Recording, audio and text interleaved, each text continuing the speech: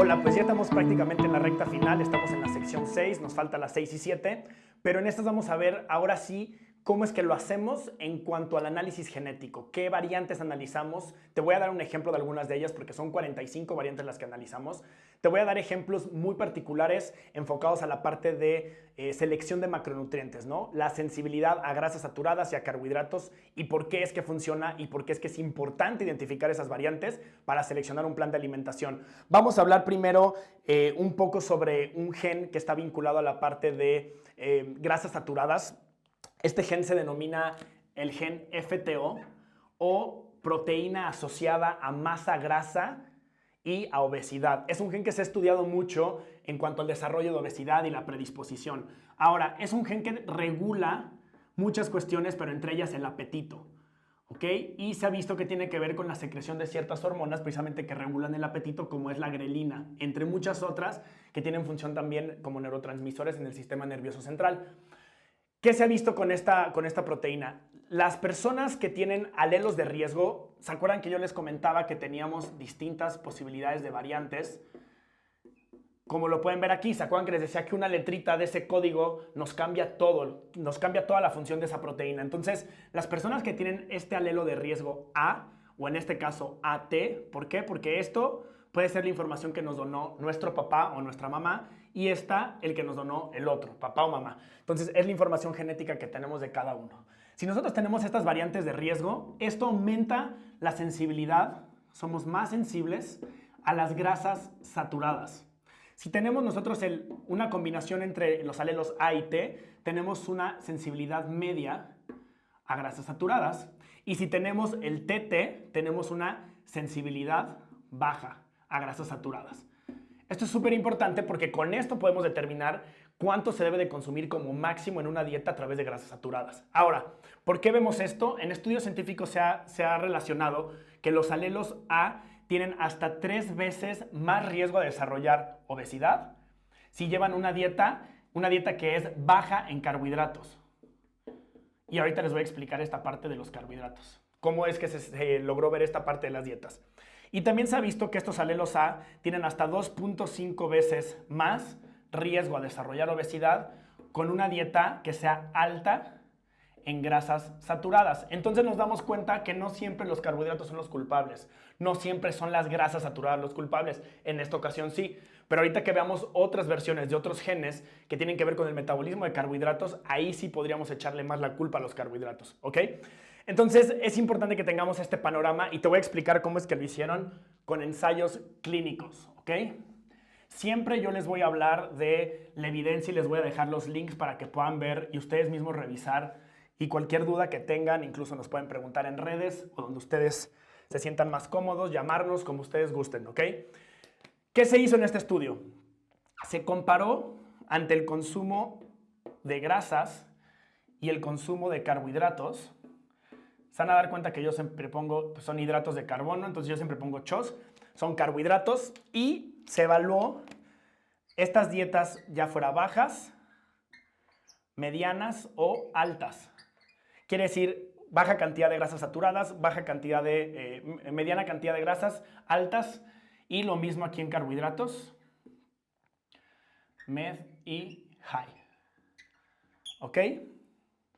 Bueno, entonces, ¿qué fue lo que se hizo? Lo que se hizo fue evaluar si había una diferencia en estos alelos de riesgo, los que yo te comentaba que son los AA, donde nos vamos a enfocar ahora, y se comparó con los alelos que tienen menor riesgo, que eran los T. Y de acuerdo a eso se vio si había alguna diferencia en cuanto a la probabilidad a desarrollar obesidad, ¿ok? Entonces aquí tenemos 1, 2, 3, 4, que es la probabilidad de desarrollo, ¿ok?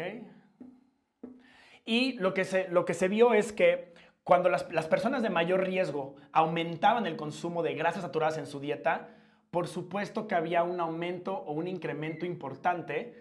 Aquí están los alelos AA. En cuanto al riesgo de desarrollar obesidad, comparado con una dieta baja en grasas saturadas, en donde veíamos que realmente era muy similar las características entre los grupos de menor riesgo y los de mayor riesgo, que son precisamente los AA, ¿ok? Y cuando tenían una dieta media, por supuesto que los de mayor riesgo iban aumentando ese riesgo de desarrollo y los que estaban en una dieta y con alelos de menor riesgo, pues se mantenían prácticamente estables, ¿no? Que es lo que vemos aquí nosotros. Ahora, ¿qué pasa cuando de grasas saturadas? Ya vimos que los alelos de riesgo a un consumo alto de grasas saturadas aumenta el riesgo de desarrollar obesidad. ¿Qué pasa con los carbohidratos, que son a los que siempre les echamos la culpa? Cuando estas personas los cambiaron a una dieta alta en carbohidratos, ¿qué pasó? Cuando tenían menor consumo de carbohidratos, lo cual equivalía a una dieta mayor en grasas saturadas, veíamos que ese riesgo era todavía mayor incluso que en la gráfica anterior. Aquí tenemos a los AA. Pero ¿qué pasaba conforme iban avanzando en una dieta que fuera aumentando la cantidad de carbohidratos y disminuyendo las grasas saturadas? Veíamos que el riesgo iba disminuyendo hasta que llegaban prácticamente a estabilizarse o a estar prácticamente igual que los de menor riesgo, que son estos que yo te estoy marcando en este segmento, ¿ok? Entonces nos damos cuenta que el consumo de grasas saturadas y de carbohidratos es muy variable, depende de cada genotipo y tenemos que ver a cada persona como una persona distinta y de acuerdo a eso basarnos en sus características metabólicas. Si va a llevar una dieta alta en carbohidratos o baja en grasas saturadas, eso va a depender de su genotipo. Entonces tenemos que identificar los genes para poder saber qué tipo de dieta es la que más acopla, ¿ok? Vamos a pasar a la siguiente sección y ahorita los veo en el próximo video.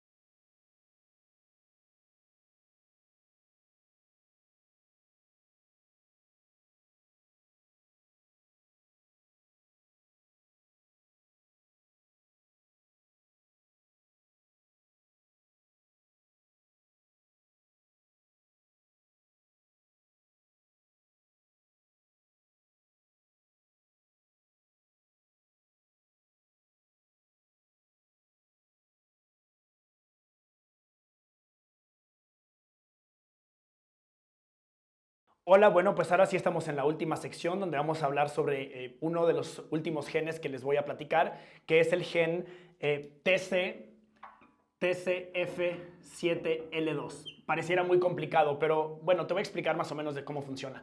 Este gen es un gen que codifica para regular otros genes, es un factor de transcripción, entonces regula la expresión de otros genes, regula genes, y principalmente tienen que ver con la parte de producción de insulina, que como sabemos la insulina es la encargada de metabolizar o ayudar más bien en el metabolismo del azúcar en nuestro organismo. Es la que hace que se meta el azúcar a nuestros tejidos, principalmente músculo e hígado. Entonces es sumamente importante para la regulación del metabolismo de los azúcares. Pero también tiene que ver con una cuestión sumamente importante que es la liberación de insulina. Y ahorita te voy a explicar precisamente cómo es que esto funciona. Es súper importante y ahorita te lo voy a esquematizar desde un enfoque de cómo funciona una célula del páncreas, que son las que liberan insulina. Te voy a poner primero cuáles son los alelos de mayor riesgo.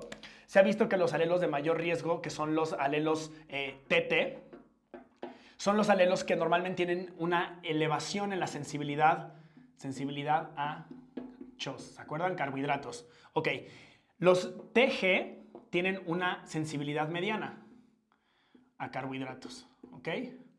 Y los GG son los que tienen una menor sensibilidad. ¿Esto qué quiere decir? Que son los que tienen mayor capacidad de liberación de insulina. Y estos tienen un problema en cuanto a la liberación de insulina y te voy a explicar de una forma muy sencilla cómo es que esto sucede. Voy a ponerte un esquema de cómo funciona una célula beta pancreática, que son las células que se encargan en el páncreas, que es el órgano que se encarga sobre todo de la producción de insulina, de algunas otras enzimas, pero de insulina principalmente es una de sus funciones principales. Y te voy a poner aquí una célula beta pancreática y te voy a explicar cómo funciona la liberación de insulina cuando nosotros consumimos glucosa. Tenemos aquí la entrada de glucosa o azúcar, ¿ok? Cuando nosotros consumimos el azúcar, se eleva en la sangre, lo detecta o lo sensan estas células cuando viene por el torrente sanguíneo una alta concentración de glucosa. El azúcar entra a la célula beta pancreática y de ahí se va a la mitocondria. No nos vamos a meter en cuestiones bioquímicas complejas, pero va a la mitocondria, que es la encargada de producir energía a través del azúcar, por muchas otras vías, pero principalmente por la vía aeróbica, utilizando oxígeno y glucosa. Y entonces, ¿qué hace? Produce algo que se conoce como ATP o adenosintrifosfato, que es nuestra moneda energética, nuestra moneda de cambio. Y lo que hace es que activa unos canales, que son canales de potasio activados por precisamente ATP. Potasio. Cuando se activa y se sale el potasio y hay un cambio en la polaridad de la célula, cambia. Si le saco yo cargas positivas a esta célula, se empieza a volver negativa. Entonces, ¿qué sucede como reflejo? Tenemos nosotros unos canales que son de calcio. Estos canales, al ver que sale tanto potasio, se mete calcio para compensar esas cargas porque el calcio tiene una carga positiva también. Y entonces así es como la célula se da cuenta que estamos consumiendo o tenemos una elevación en la glucosa al entrar calcio y entonces se libera la insulina, ¿ok? Ahora vamos a hacer un zoom aquí para que veamos cómo es que esto realmente funciona. Es bastante sencillo, pero es importante por eso detectar estas variantes de este factor de transcripción. Aquí tenemos un zoom hacia esta parte de la... Te lo estoy haciendo dos veces el mismo esquema, hacia esta parte donde se libera la insulina. Ok, ¿qué pasa? Empieza a entrar calcio, empiezan a elevarse las concentraciones de calcio. ¿Y qué sucede en ese momento? Nosotros tenemos en pequeñas vesículas, que son pequeñas bolsitas donde se está guardando la insulina adentro. Aquí adentro está la insulina.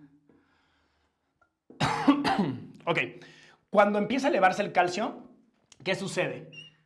Hay una elevación en la concentración de calcio y entonces estas vesículas se dan cuenta que hay una elevación en el calcio y liberan la insulina. Entonces la insulina se libera al torrente sanguíneo y se puede empezar a utilizar en otros tejidos para que se internalice el azúcar y se empiece a metabolizar. Esto es el proceso normal con las variantes de menor riesgo en cuanto a sensibilidad a carbohidratos. ¿Qué pasa en lo contrario con las otras variantes? Empieza a entrar calcio Y el problema con estas variantes es que es un factor de transcripción que hace que se una estas vesículas al canal de calcio, que estén pegaditas. Aquí lo que pasa es que tenemos la vesícula muy despegada. ¿Qué sucedería? ¿Qué nos diría la lógica? Pues sí, va a tardar más tiempo en sensar que esa insulina tiene que ser liberada.